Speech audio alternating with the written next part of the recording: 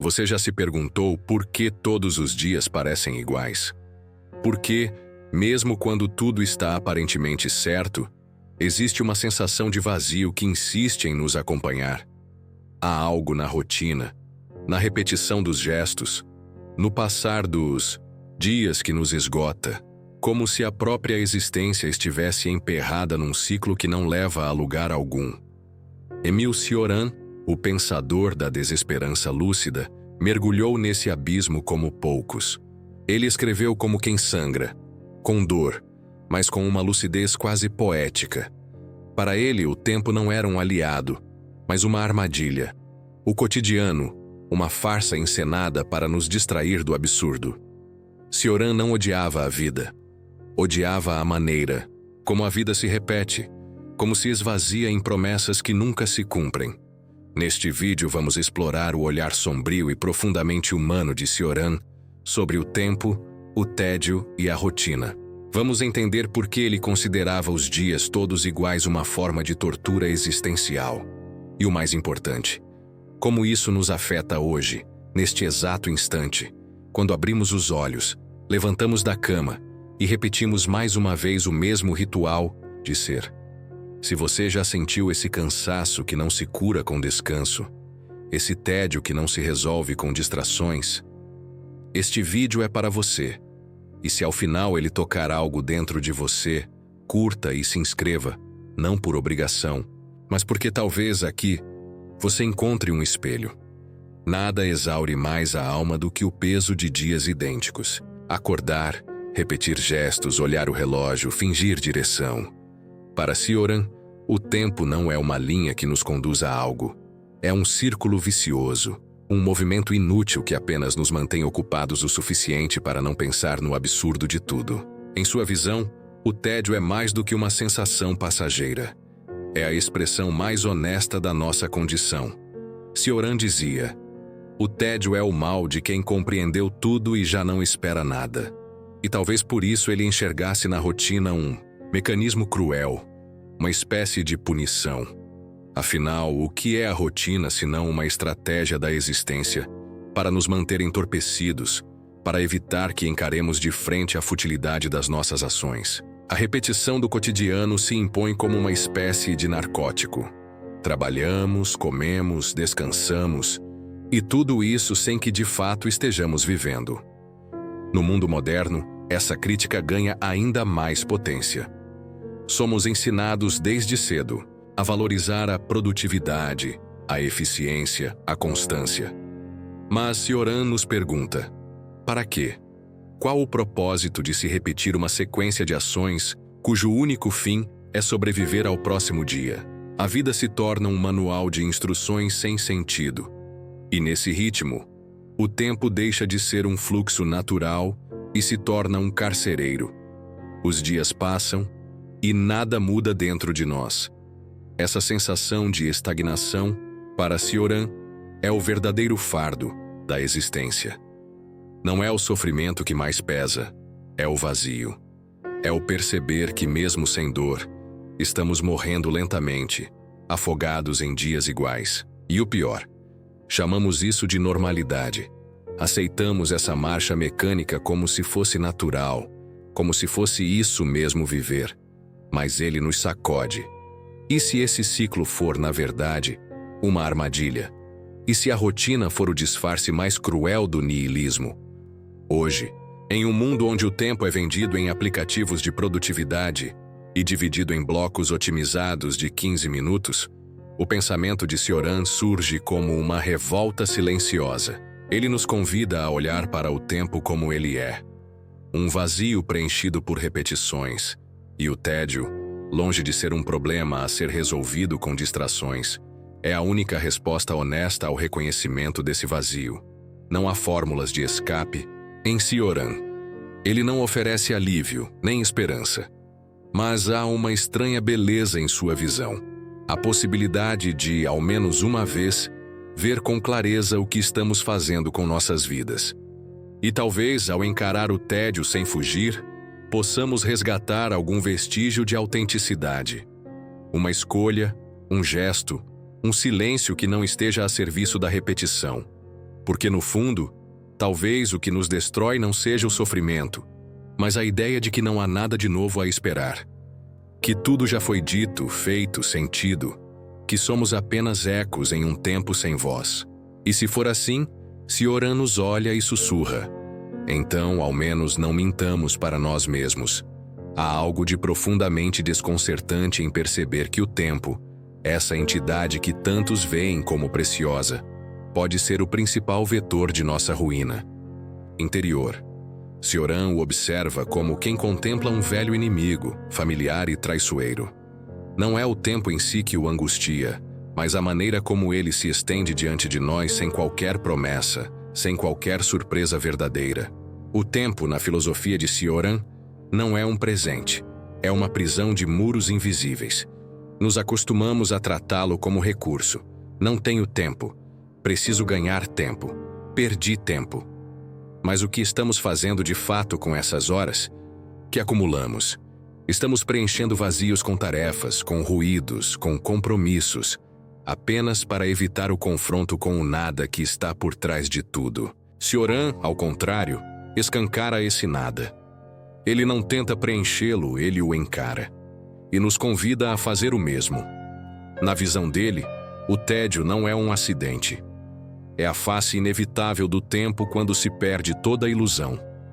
Quando não se acredita mais no progresso, no destino, no propósito último das coisas, resta apenas o tempo cru.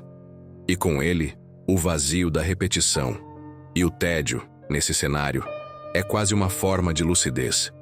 Sentir tédio é perceber que estamos repetindo gestos que já não carregam sentido. É o corpo se revoltando contra o teatro da rotina. Nas sociedades atuais, onde se cultua a distração constante, essa lucidez se torna rara e até mesmo indesejada.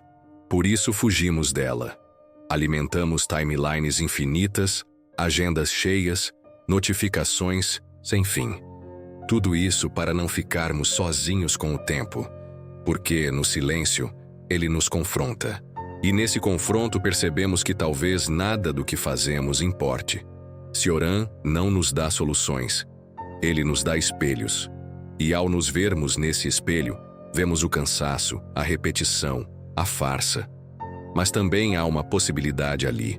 A de não mais mentirmos sobre o que é a vida. A de, quem sabe, romper o ciclo, nem que seja por um instante. Não com grandes revoluções, mas com a recusa silenciosa de continuar fingindo que o tempo nos leva a algum lugar. E ainda assim, há quem diga que a rotina traz segurança, que o hábito protege. Mas, para Cioran, isso não passa de uma ilusão reconfortante. A segurança da repetição é apenas o disfarce do desespero domesticado. Repetimos não porque é bom, mas porque é o que resta quando não acreditamos mais em rupturas. Quando o espírito está cansado demais para desejar algo diferente, ele se contenta com o mesmo. E é aí que mora o verdadeiro cansaço. Não no corpo, mas na alma resignada. A rotina é a consagração da desistência. É o instante em que paramos de nos perguntar por quê e passamos a aceitar o porque sempre foi assim. Cioran, com sua ironia cortante, sabia disso e nos lembrava que esse estado de resignação, embora pareça calmo, é na verdade a vitória do vazio. O silêncio que não vem da paz, mas da rendição. Vivemos numa sociedade que venera o controle. Planejamos cada detalhe, calculamos os riscos, automatizamos emoções. E quanto mais nos organizamos, mais nos distanciamos do inesperado. Esse sopro de vida que poderia talvez romper com a inércia. Mas o tédio que Cioran aponta nasce justamente dessa obsessão por previsibilidade. Ele nos alerta. Quando tudo está no lugar, nada mais acontece. Por isso sua crítica é tão feroz, porque ela aponta para o conforto como sintoma da morte interior, porque nos obriga a encarar que talvez estejamos nos matando aos poucos, em nome da estabilidade. E nesse sentido, a inutilidade do tempo não é uma teoria, é um diagnóstico. Estamos doentes de repetição, e nem percebemos. Cioran nos convida a desconfiar do que chamamos de vida plena. Ele nos empurra contra os muros que fingimos não ver. E embora sua filosofia soe amarga, há nela uma espécie de libertação. Ao reconhecer o vazio da rotina, podemos ao menos escolher nossos próprios gestos, por menores que sejam. Podemos dizer não a um dia que parece apenas mais um. Podemos, no mínimo, parar de fingir que está tudo bem. Em um mundo onde tudo nos empurra para o movimento, parar pode ser o gesto mais subversivo. Cioran sabia disso. Para ele, a verdadeira liberdade não está em fazer, mas em recusar. Recusar o ruído. Recusar a urgência. Recusar a mentira embutida na normalidade dos dias. E é nessa recusa que ele encontra a única forma possível de resistência. Não esperar nada. Não buscar sentido onde só há repetição. A negação, para Cioran, não é um ato de derrota. É uma forma de lucidez. Quando nos recusamos a seguir o fluxo da rotina cega, ainda que por um instante, nos tornamos autores de um silêncio que pode ser mais profundo que qualquer palavra. É nesse silêncio que habita a chance de um gesto autêntico. Não uma revolução, no mundo externo, mas um abandono interno das ilusões. Qualquer impulso vital é suspeito, diria ele com desdém, porque para Cioran, viver intensamente não é uma conquista, mas uma distração. E distrair-se é fugir do essencial, o confronto com o vazio. Por isso, sua filosofia é tão desconfortável. Ela não nos dá saídas fáceis. Não há como melhorar o mundo, nem a si mesmo, se tudo parte de uma mentira bem arrumada. E talvez, diante disso, o gesto mais honesto seja parar, não por fraqueza, mas por integridade. Em tempos onde a positividade é moeda e o otimismo é imposto como virtude, Cioran soa como um dissidente. Ele não celebra o futuro, não louva o esforço, não acredita em propósitos universais. Ele apenas observa, com cansaço, com ironia, o espetáculo da existência repetida.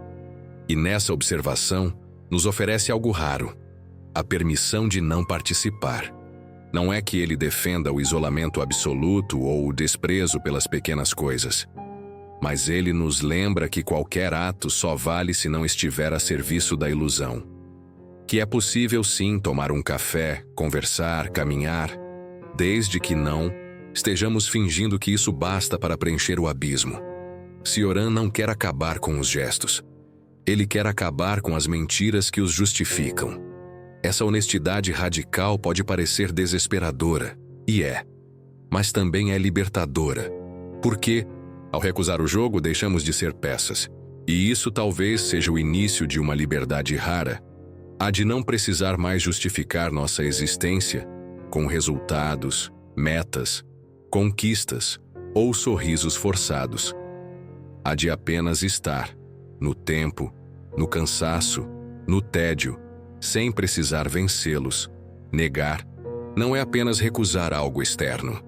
É um movimento interior, um gesto de afirmação diante do absurdo. Para Cioran, negar a continuidade sem questionamento, a repetição vazia, o conforto automático, é uma forma de sanidade num mundo que exige adaptação a qualquer custo. A negação, nesse sentido, não é derrota, é resistência, é a recusa, participar de um jogo cujo final já conhecemos e que, ainda assim, fingimos não ver. Negar o tempo não significa pará-lo, mas recusar a narrativa de que ele nos conduza a algum lugar significativo. É dizer não ao calendário como estrutura de sentido, ao relógio como símbolo de progresso. É admitir que o tempo pode estar apenas passando, sem redenção, sem clímax, sem resposta. E mesmo assim, permanecer lúcido.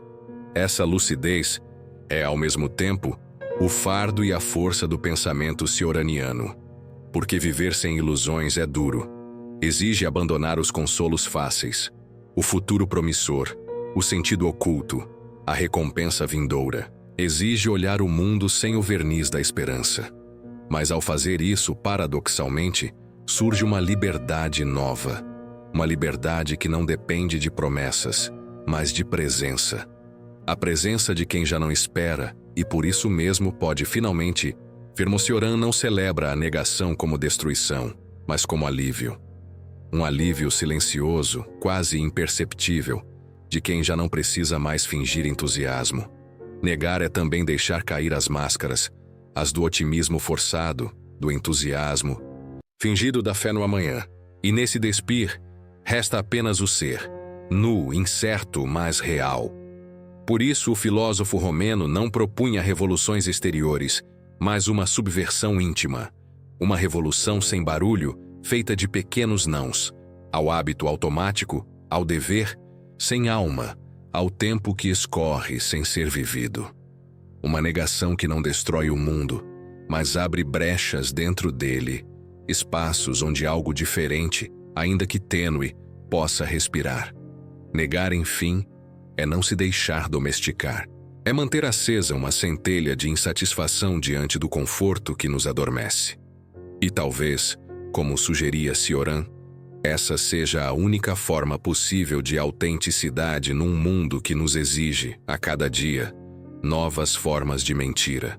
Existe uma beleza peculiar na visão de mundo de Sioran. Uma beleza sem ornamentos, sem promessas, sem redenção. Uma beleza que nasce justamente da ausência de esperança, da aceitação radical de que nada floresce de forma definitiva. É um tipo de estética árida, quase desoladora, mas profundamente honesta. O desencanto para ele não é o fim da sensibilidade, é a sua maturidade. Ao contrário do que se possa imaginar, o desencanto não torna o mundo cinza, ele o torna cru. Retira os filtros, desfaz as ilusões, mas deixa intacta a intensidade das percepções.